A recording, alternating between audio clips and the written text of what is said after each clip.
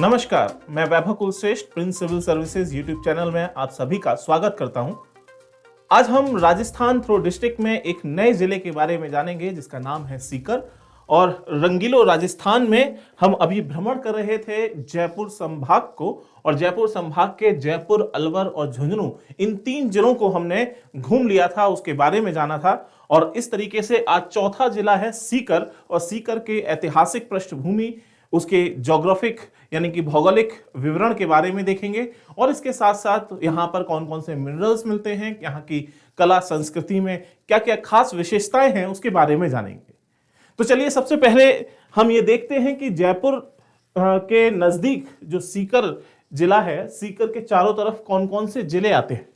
तो सबसे पहले सीकर आप देखेंगे जो हमारे राजस्थान के मैप में यहाँ पर स्थित है। कुछ सी यानी कि सी छोड़े तो हम यहाँ पर यू का शेप है, यू कर्व के में ये है। इसके उत्तर में यहाँ पर झुंझुनू मिलेगा, उत्तर के साइड में थोड़ा सा पश्चिम साइड में अगर हम जाएं उत्तर पश्चिम में तो चुरू मिलेगा। नीचे साउथ वेस्ट में आपको नागौर जिला मिलता है, और इधर जयपुर जिला आता है। और इसके साथ साथ सीकर का कुछ भाग हरियाणा को भी टच करता है।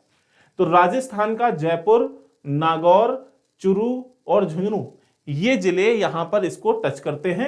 और इसके अलावा यहां पर जो टच करता हुआ ये भाग है ये हरियाणा का आ जाता है।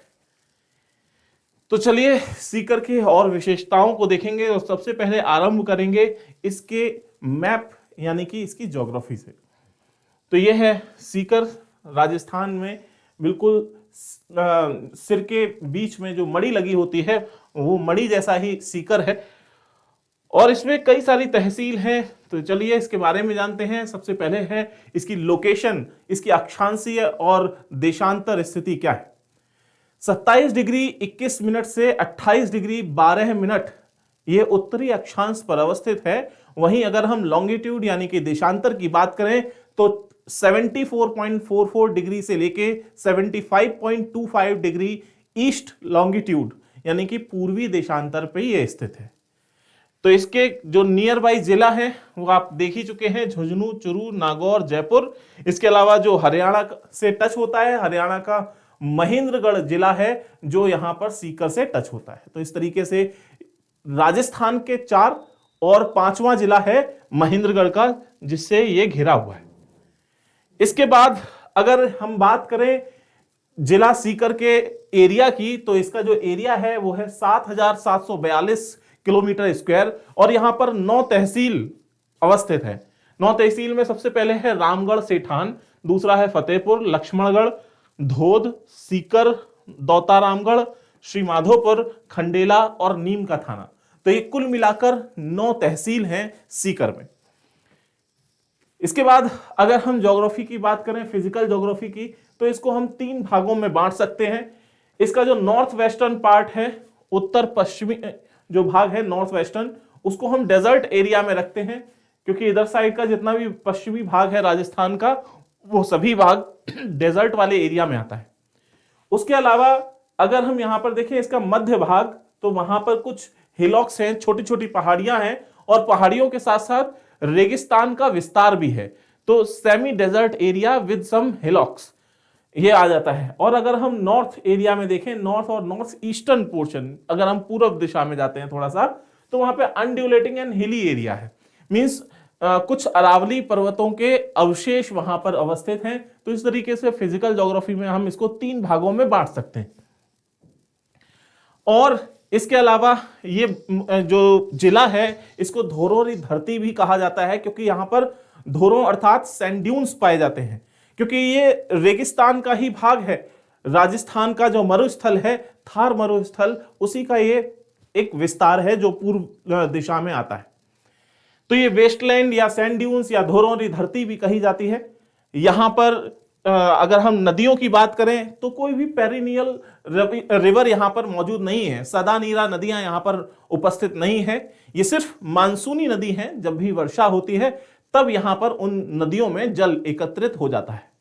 अगर हम नदियों की ही बात करें तो यहां पर 5 नदियों की धाराएं हैं, जिनके अलग अलग नाम हैं, कांतली, मांधा, दोहा, साबी और कृष्णावती। तो ये 5 नदियों की धाराएं हैं, मुख्यतः वर्षा के काल में इनको आप देख सकते हैं। अगर हम सेंसस की बात करें तो जनसंख्या में आप पाएंगे कि कुल मिला के यहां पर 2,44,497 कुल लोग यहां पर निवास करते हैं, जिसमें से मेल जो हैं वो हैं 1,26,837, वहीं फीमेल्स 1,17,660 है। लिटरेसी के अगर हम देखें तो यहां पर 1,54,491 लोग लिटरेट कैटेगरी में आते हैं। मींस परसेंटेज में देखें तो 75.61% लिटरेसी है। मेल्स में 84.65% लिटरेसी है, वहीं महिलाओं में 66.02% लिटरेसी है। सेक्स रेशियो यहां का 931 है, 931, और चाइल्ड सेक्स रेशियो यहां पर है 867। तो ये तो बात हो गई सेंसस की। इसके बाद अगर हम बात करते हैं हिस्ट्री की, तो राजस्थान का इतिहास वैसे ही बहुत ही रिच हिस्ट्री है, जिसमें बहुत वीरता भरी हुई है। तो यहां पर जो सीकर है, इसका नाम भी वीर भान का बास सबसे पहले हुआ करता था। So the primitive name of Sikar was Veer Bhan ka बास। कोई मिस्टर वीर भान होंगे जिनको जो यहां निवास करते होंगे, उन्हीं से ये नाम पड़ गया वीर भान का बास, और बाद में इसका नाम बदला और सीकर नाम पड़ गया। ड्यूरिंग मिडाइवल टाइम्स, मिडाइवल यानी कि मध्यकालीन भारत में सीकर, चुरू, झुंझुनू ये सभी शेखावटी क्षेत्र के ही भाग बने रहे, और आज भी शेखावटी क्षेत्र में सीकर आता है। और इसके साथ साथ जो जयपुर साम्राज्य था, जयपुर का ये बिगेस्ट ठिकाना, सबसे बड़ा ठिकाना है। मींस ठिकाना मतलब एक उसका पार्ट है, उसका राज्य है, स्टेट, और इसको पहले नेहरावटी के नाम से भी जाना जाता था। Raja Bahadur Singh Shekhawat, the Raja of Khandela, gifted the village Birbhan ka Bas to Rao Daulat Singh, son of Rao Jaswant Singh of Kasli thikana. तो जो कसली ठिकाना के राजा थे राव जसवंत सिंह, उनके बेटे राव दौलत सिंह को ये विलेज यानी कि बीरभान का बास, ये गांव बहुत बड़ा होता था, जिसको अब सीकर कहने लगे हम। तो राव दौलत सिंह ने इसका नाम बदला और वीरभान का बास से इसका नाम सीकर कर दिया गया in the memory of Rao Shekha. तो राव शेखा से ये सीकर पड़ा है, ठीक है। सो और इसके साथ साथ इन्होंने एक फोर्ट भी बनाया है, यहां पर किला भी है, जो सन 1687 में बनाया गया था। In 1721 Daulat Singh son Shiv Singh became ruler of Sikar. 1721 में इन्हीं दौलत सिंह के सुपुत्र थे शिव सिंह जी, वो यहाँ के संस्थापक नहीं तो राजा, यहाँ के शासक बन जाते हैं। अगर हम बिल्कुल एंशिएंट हिस्ट्री के टाइम में पहुंचे तो यहाँ पर प्राचीन सभ्यताएं भी विद्यमान थी। गणेश्वर और बागेश्वर ये सभ्यता, नीम का थाना जो तहसील है वहां पर आपको खुदाई में ये कुछ पार्ट मिले हैं, ठीक है। तो इसके कई सारे सबूत भी यहां पर मौजूद हैं। हड़प्पन काल से संबंधित ये सभ्यता रही है। अगर हम सीकर के जो और बाकी इतिहास में रूलर्स को देखें कि यहां पर कौन कौन से शासकों ने अपना शासन किया है, तो उसमें सबसे पहले आते हैं राव दौलत सिंह, जिन्होंने सीकर को सीकर जो है इसका नाम बदला था वीरभान के बास से, सीकर रखा था अपने पिताजी के नाम पर। उन्होंने इस ठिकाना यानी कि सीकर की स्थापना की। उसके बाद आते हैं राव शिव सिंह जी।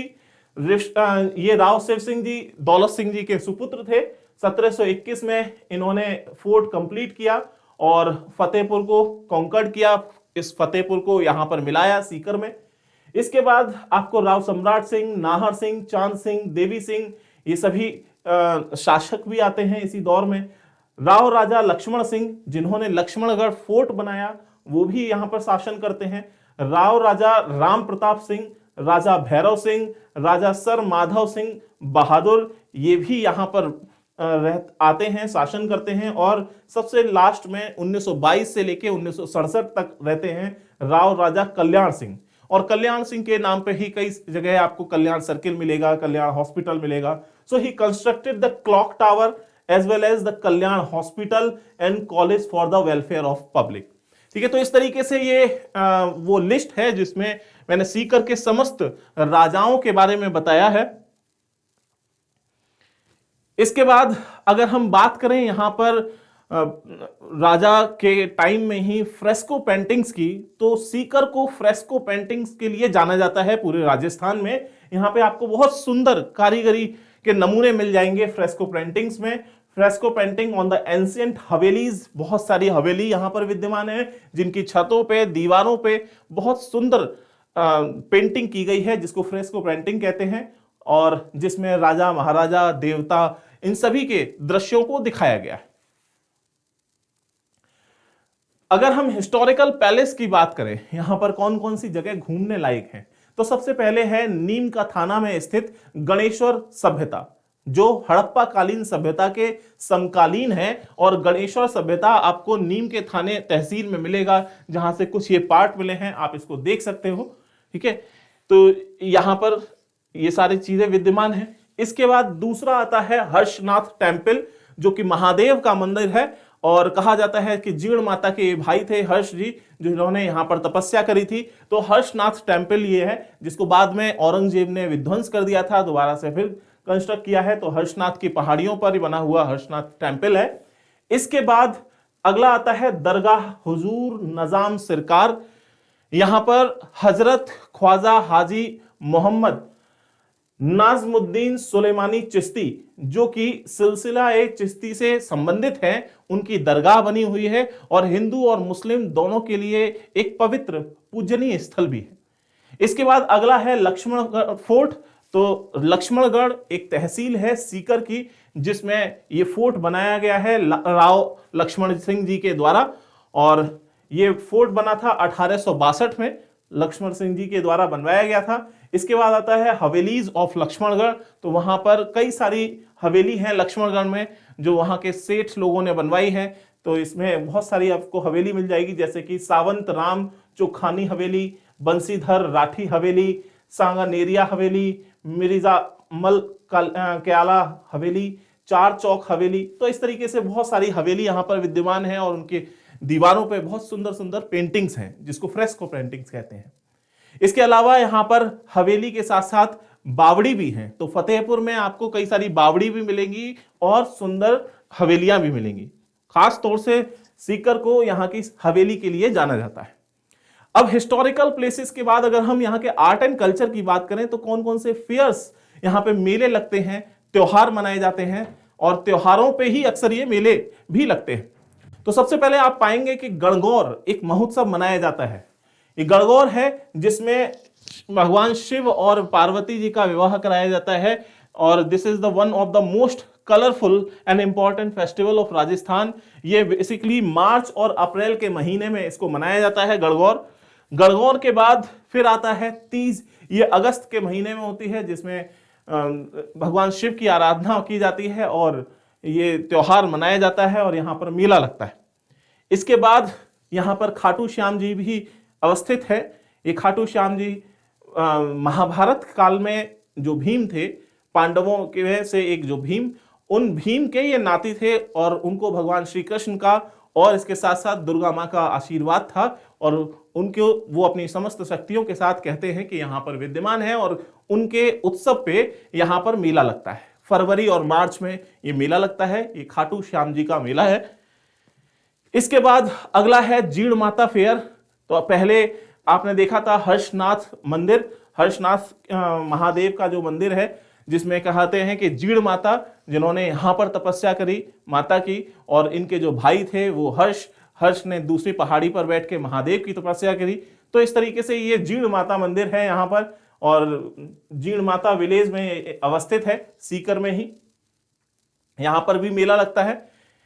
तो इस तरीके से ये तो बात हो गई यहाँ के आर्ट एंड कल्चर, हिस्ट्री और ज्योग्राफी की। इसके बाद अगर हम बात करें यहाँ पर कौन कौन से खनिज मिलते हैं, मिनरल रिसोर्सेज कौन कौन से मिलते हैं, तो सबसे पहले आप पाएंगे कॉपर मिलता है। कॉपर के साथ साथ आपको पायराइट मिलता है।